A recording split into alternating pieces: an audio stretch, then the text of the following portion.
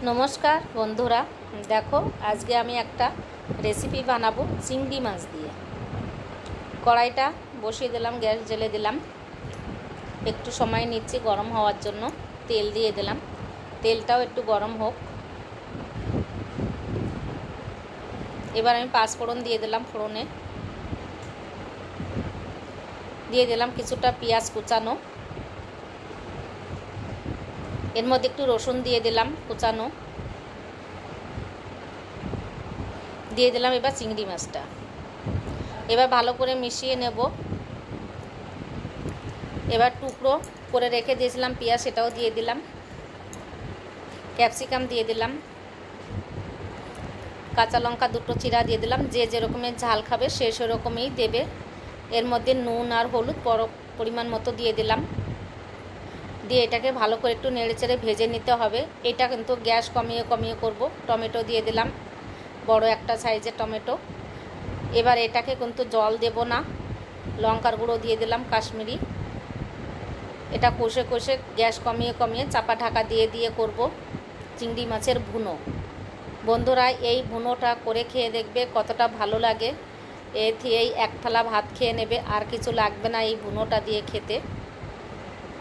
সামান্য একটু জল দিয়ে দিচ্ছি চিংড়ি মাছটা সিদ্ধ হওয়ার জন্য। এইভাবে আমি কষে কষে এটাকে রান্না করব। নামানোর সময় একটু ধনেপাতা দিয়ে দিচ্ছি। এবার গ্যাসটা বন্ধ করে দিলাম। আমার এই রেসিপিটা কমপ্লিট হয়ে গেছে, নামিয়ে নিলাম। আমি এবার আর একটা রেসিপি বানাবো। গ্যাসটা জ্বেলে দিলাম। 2 নম্বর রেসিপিটা, এটা একটা ফ্যাসা মাছ বেগুন দিয়ে পাতলা ঝোল করব। এই মাছটা খেতে ইলিশ মাছের মতনই লাগে। তেল দিয়ে দিলাম, তেলটা গরম হওয়াতে আমি দিয়ে দিলাম হলুদ। মাছটা এবারে ছেড়ে দিচ্ছি, নুন হলুদ মেখে রেখেছিলাম। এবার মাছটা উল্টিয়ে পাল্টিয়ে একটু হালকা করে ভাজা দেবো, বেশি কড়া করে এই মাছটা ভাজতে হবে না। এই মাছটা কিন্তু ইলিশ মাছের মতন স্বাদ লাগে খেতে, কিন্তু অসাধারণ এই মাছটা। এরম পাতলা ঝোল করলে কিন্তু দারুণ লাগবে গরম ভাতে খেতে। মাছটা ভেজে তুলে নিয়ে এই কালো জিরে দিয়ে দিলাম। বেগুন আর কাঁচা লঙ্কা দুটো চিরা দিয়ে দিলাম। বেগুনটা হালকা ভেজে নেব। নিয়ে এই যে ধনে জিরে নুন হলুদ পরিমাণ মতন অল্প অল্প করেই আমি দিয়ে দিচ্ছি। এটা পাতলাই ঝোল হবে, বেশি গাঢ় ঝোল হবে না। জল দিয়ে দিলাম।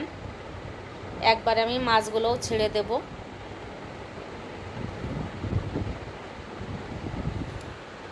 মিশিয়ে নিয়ে এবার আমি একটু রেখে দেব চাপা ঢাকা দিয়ে।